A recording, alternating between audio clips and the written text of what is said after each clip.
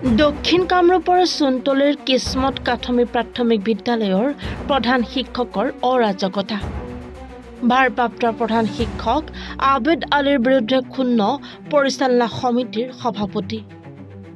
প্ৰধান শিক্ষকে নিজৰ মইমতালিৰে ছাত্ৰ-ছাত্ৰীৰ মধ্যাহ্ন ভোজন মাহত এক সপ্তাহ নাইবা 10 দিনে পৰিৱেশন কৰাৰ অভিযোগ উত্থাপন হৈছে। সময়মতে স্কুলত নাহে, সময়মতে পাঠদান নিদিয়াৰো অভিযোগ প্ৰধান শিক্ষকৰ বিৰুদ্ধে। এই অভিযোগ অভিভাৱক, ৰান্ধনী আৰু এইখন বিদ্যালয়ৰ পৰিচালনা সমিতিৰ সভাপতিৰ।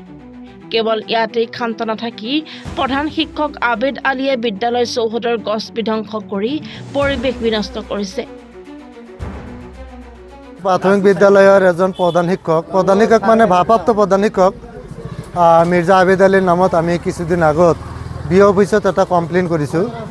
তেখেতে তাৰমানে জুবিন গাৰ্গ যে 19 তাৰিখত ছেপ্টেম্বৰ 19 তাৰিখত মৃত্যু হ'ল, তাৰে পৰা তেওঁ ছেপ্টেম্বৰ মাহটোৱে খাদ্য খোৱা নাই স্কুলত। ছেপ্টেম্বৰ গ'ল, অক্টোবৰতো খোৱা নাই। আমাৰ ৰিপৰ্ট আছে, আমি সাক্ষী দিব পাৰিম। আমি এইবিলাক চব ভিডিঅ' কৰি লৈছোঁ, দেখাই দিব পাৰিম। গতিকে এনেকৈ তেওঁক স্কুলবিলাক চলায়।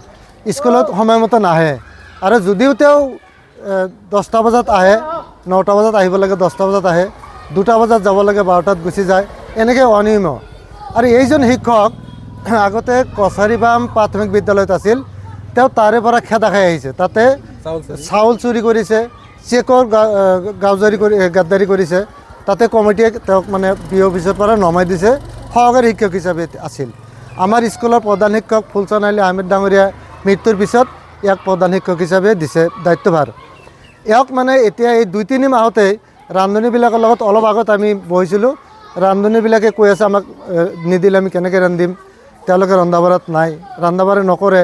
এডাল গছ আছিল, বিৰাট ডাঙৰ এখন, আমাৰ ইয়াতে কঁঠাল গছ আছিল। কঁঠাল গছটোৰ ছাঁৰ তলত আমাৰ ছাত্ৰ ছাত্ৰীসকলে জিৰণি লৈছিল।